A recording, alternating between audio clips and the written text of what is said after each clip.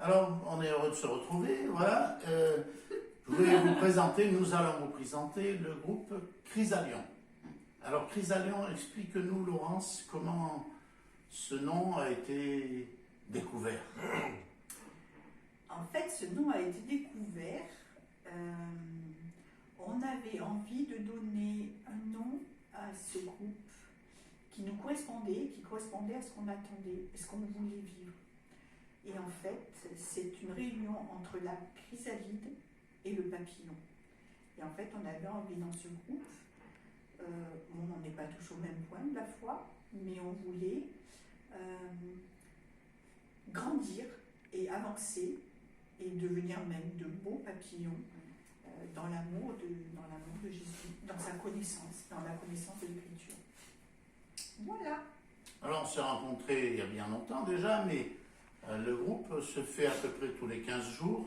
On essaye de garder cette cadence parce qu'on a trouvé que une semaine c'était trop court, trop rapproché par rapport à nos emplois du temps. Hein. Tout le monde est actif, sauf les retraités. Et donc, on se retrouve tous les 15 jours. Parfois, ça a été au bout d'un mois parce qu'il y avait des vacances ou autre.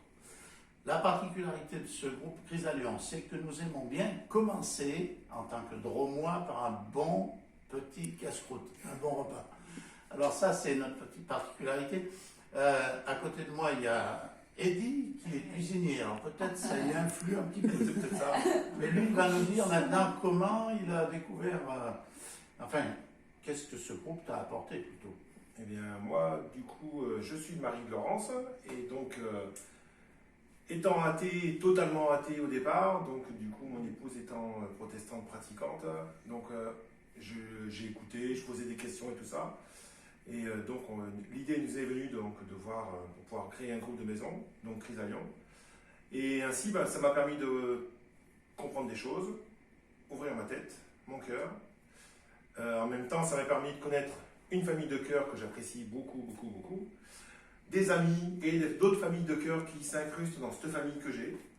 Donc que voilà. Et c'est vrai que pour le coup, c'est un moment où ça me permet d'apprendre des choses, de mettre des pierres à ce que je construis tout doucement. Parce que j'en suis pas à un niveau super élevé, mais voilà, tout doucement, j'avance dans ma foi et voilà. Et du coup, ma fille qui est pratiquante aussi, baptisée, donc travaille dans une prison avec Laurie qui est là, qui du coup travaillait dans cette prison. On connaissait Laurie comme ça de nom, et elle est venue travailler dans le lycée où je bosse. On a communiqué tous les deux sur la foi, sachant que du coup elle était protestante, et je lui ai expliqué qu'on avait des groupes de maison. C'est pourquoi Laurie, qui fait partie de ma famille de cœur aussi maintenant, et vient à Chrysalion. À toi Laurie. Oui, moi, quand j'ai rencontré Eddie, que j'étais nouvelle au sein du lycée, j'étais également nouvelle au sein de la région de la Drôme, parce que je viens du Gard. Et Laurence s'est permise de m'appeler un jour. En plus, c'était un moment de ma vie où ça allait pas trop, et ça m'a fait très très plaisir d'avoir un coup de téléphone, une discussion entre filles. Et c'était étrange parce qu'on ne se connaissait pas du tout, mais pour ma part, le premier contact qu'on a eu au téléphone, je sais pas, il y a quelque chose qui s'est passé, un lien qui s'est créé tout de suite.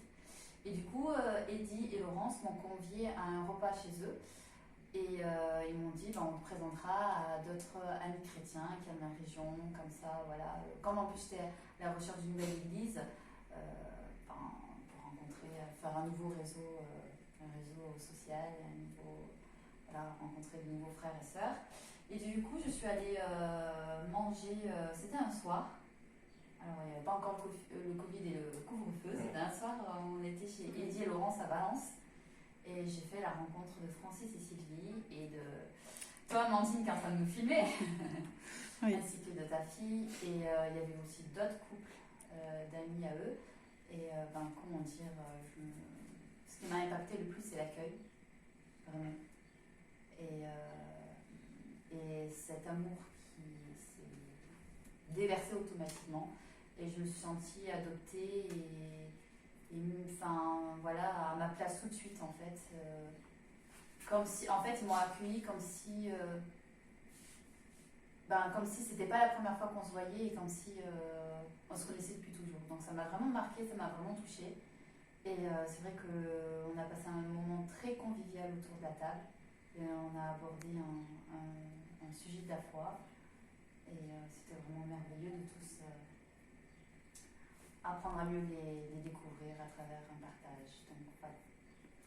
Alors c'est super parce que quand on se rencontre, bien sûr, vous avez compris, on mange bien, c'est joyeux. On voit bien.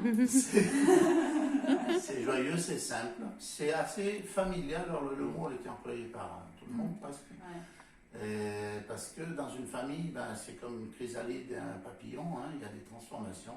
On commence à être enfant, puis ado, puis adulte, etc. Et on grandit. Et dans la foi, c'est pareil.